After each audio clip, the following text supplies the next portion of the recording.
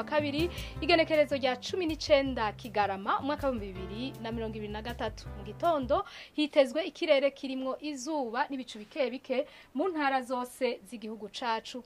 Ahazoba hakanye kurusha handi ni mu ntara za Kayanza, Ngozi, Gitega hamwe na Mwaro aho ibipimo bizoba biri kuri dogere Celsius 14.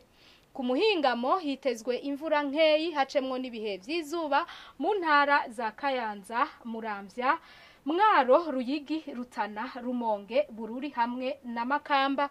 Mu zindi ntara hakaba hitezweyo ikirere kirimwo izuba n'ibicu bike bike. Azoranga ubushuhe kurusha handi ni mu ntara ya Cibitoke aho ibipimo bizoba biri kuri dogere Celsius 29.